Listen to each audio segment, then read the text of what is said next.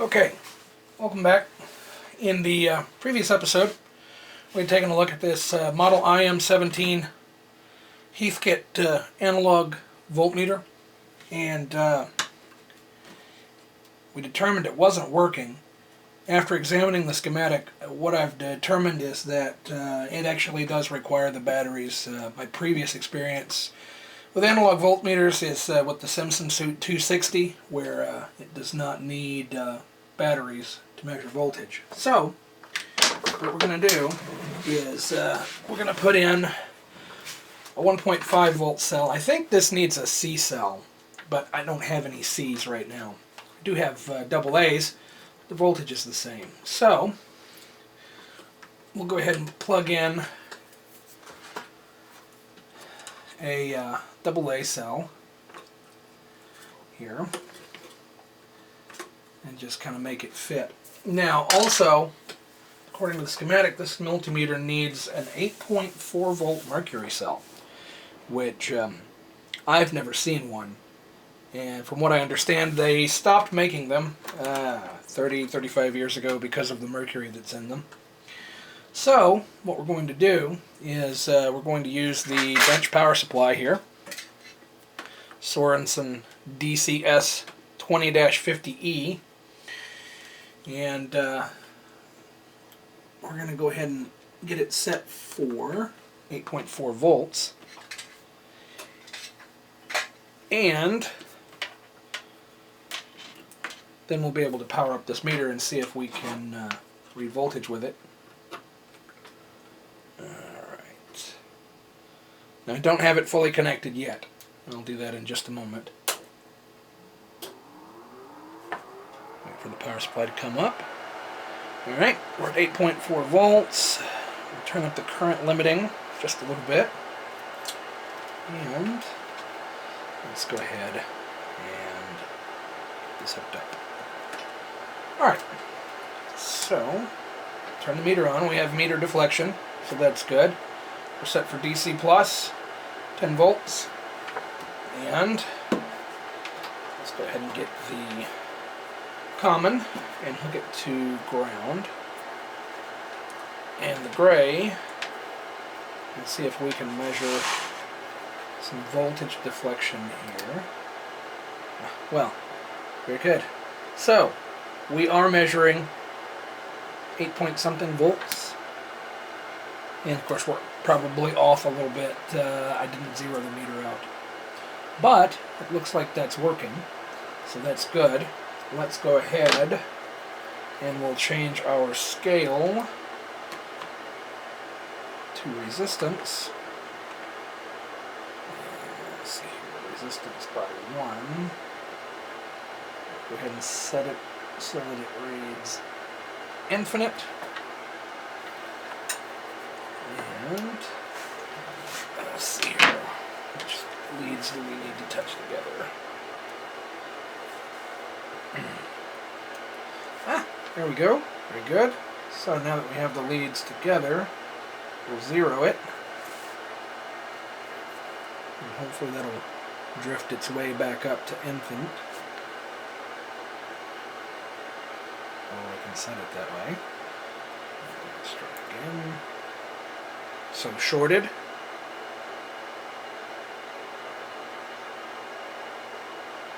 And it will drift its way to infinite here in just a moment. Good. So, it looks like this meter is actually working. I'm probably going to go ahead and replace the carbon comp resistors in it with metal thin film, just so that I don't have to worry about drifting tolerances over time. And I'll go ahead and switch that off. Turn that off so we don't have as much noise. I'm going to go ahead and clean up the back of the circuit board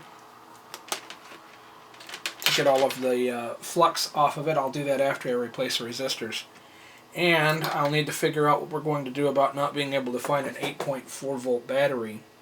Most likely what I'll do there is I'll wire in a 9 volt battery pigtail and see if I can calibrate the meter to work properly, even though it's being fed 9 volts instead of 8.4. Or I may see if I can find some sort of modern 8.4 volt battery replacement. But it does look like this meter's working. So we'll figure that out, and I'll probably shoot a little bit more video and just add it in before I post this one, so that you can see what I've done, and see if the 9 volt battery that we're going to put in here will work, or if I have to track down something else. So that's what we're going to do. Hope you have a great day, and we'll talk to you later. Alright, so today I'm going to be doing some further work on the Heathkit IM-17. I'm going to be replacing the carbon comp resistors with modern thin film. So the first thing we need to do is get the circuit board loose so that we can work on it. There we go. So we've taken off the nuts on the meter movement, and then after that we'll need to take up the knob and take off this nut for the rotary switch.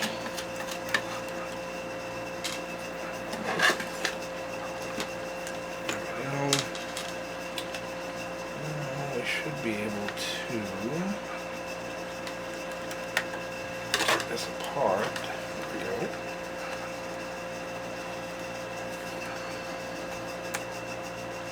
The wires are bound rather tightly. So I'll go ahead and take this potentiometer off as well. The ohms adjust. There we go. That's the next thing that it's binding on. Well, that should be sufficient.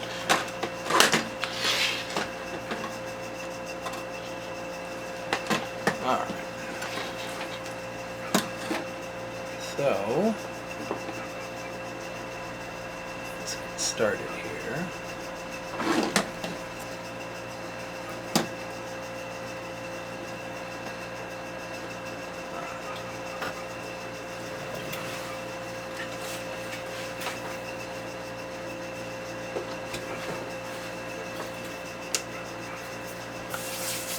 Go ahead and get the iron warmed up. Get our replacement resistors out. One thing that I do, I take medication daily, and I have a ton of these bottles running around. So I take the labels off, and when I take something apart or need to segregate parts, then I'll use a medicine bottle to do that, and then that way I kind of have everything all in one place. It's convenient.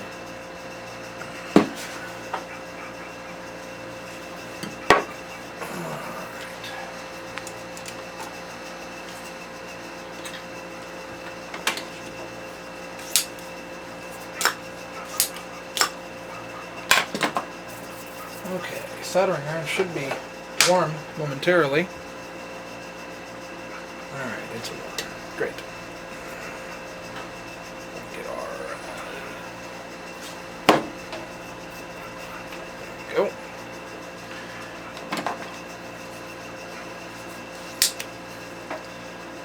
At some point I'd like to get a soldering station, but you work with what you have. In fact, that's kind of the point of this video series, is work with what you have until you can come up with what you need.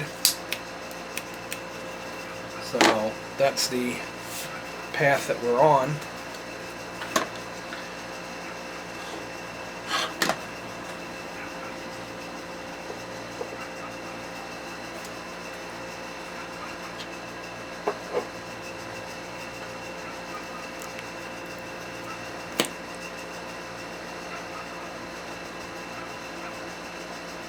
Flux is your friend when you're desoldering. It's always a good idea to put some extra on there, and that way it'll help you soak up all of this extra solder.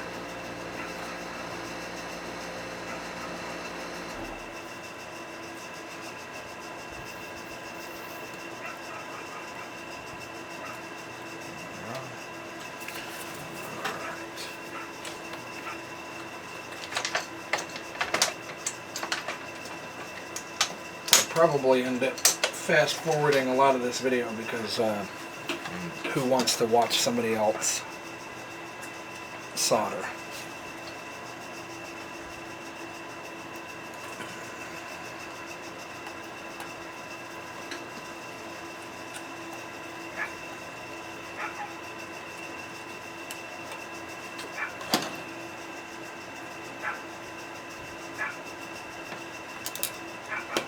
Alright, wonderful.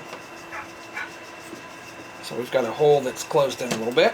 What we'll do is we'll add some additional solder to it, and then we'll use our braid to pull that solder back out.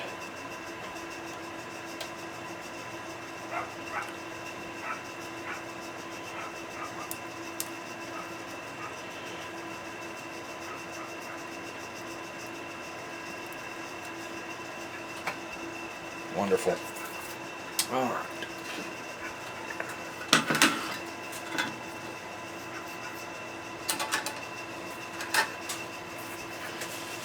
That's the first one. Go ahead and install the new one.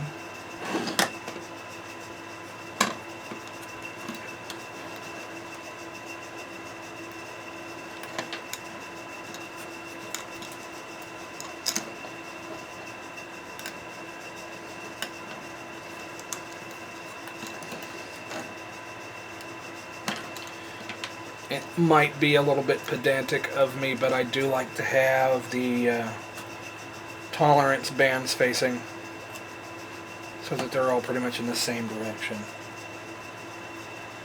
Alright.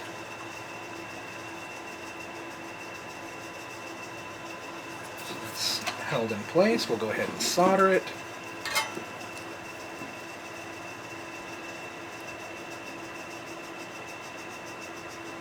Perfect. And again on the other side.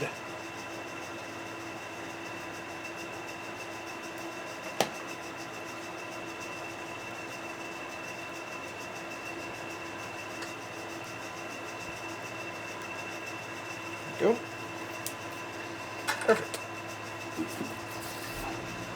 We'll come back a little bit later and clip these leads. Oh.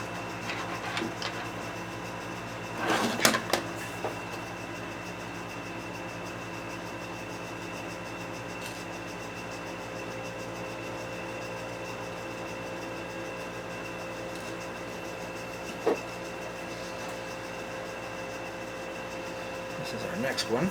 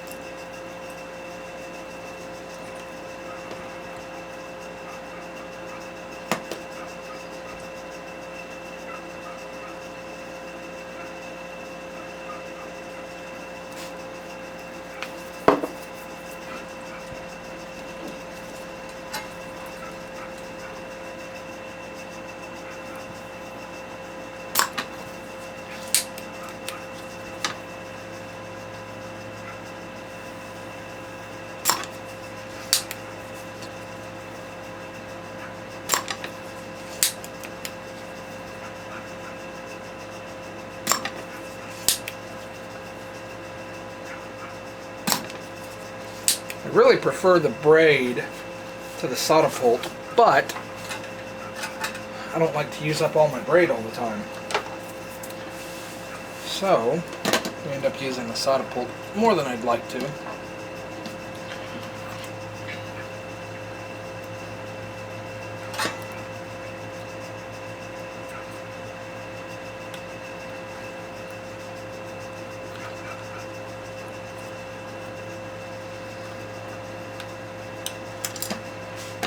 So like I was saying, the eventual point of this channel is to document the process of repairing enough equipment to build a video test bench and then add some more equipment so that it becomes a really decent setup.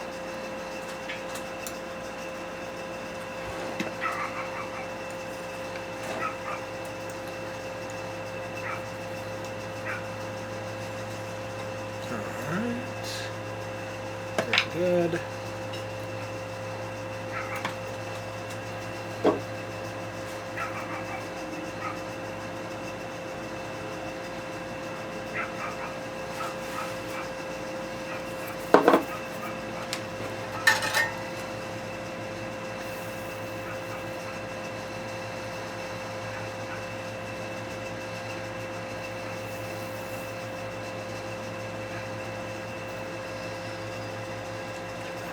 Very good. Okay.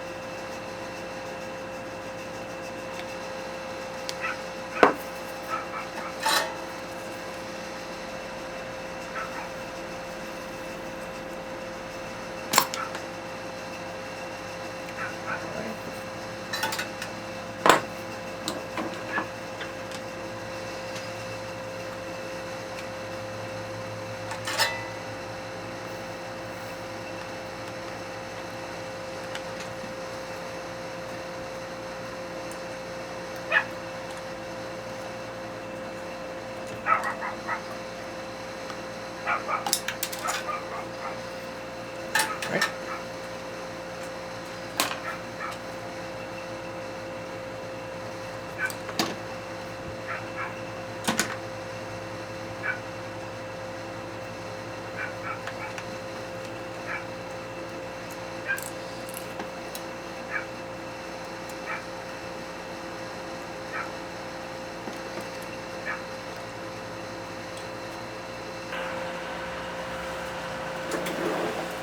Okay, we had a little camera issue earlier, and didn't record a lot of the work that I did, but who really wants to watch somebody soldering anyway? So, we got all of the carbon comp resistors replaced with metal film resistors, so hopefully they'll hold their tolerance better. I still don't have battery holder installed. I went over to our local Radio Shack to purchase one, and lo and behold, we no longer have a local Radio Shack. We used to have 4 or 5 of them in town, and they're all gone now. And I heard they filed bankruptcy the other day again, so they're probably not long for this world. So I'll have to find one of those. For now, we've hooked back up to our bench power supply, providing 8.4 volts, and I have a 1.5 volt battery installed in the other battery holder. We're set for volts, 10 volt scale. I'm going to hook up to this battery, and we're close. We're a little bit off. This battery is providing about 8 volts right now, so we're a little low, and I'll probably need to go in and follow the factory alignment procedure. But the meter's working, and I feel a lot better about it now that I've got the carbon comp resistors out of it. I still need to replace the large capacitors that are in it and figure out this battery situation, but I'll do that sometime soon. For now, though, I think everything is working great, and so that means that we should be good to... Yeah, resistance scale is working. We should be good to go on this meter. I'll need to get it set up with a proper battery holder and get it back in its case. So next time we'll be working on another piece of equipment. I haven't decided what we'll be looking at yet, but it'll be shortly. My work schedule is kind of odd. and so it may be about a week before I put another video up, but we'll get something going here. Alright, well I hope everybody has a great day, and thanks for watching.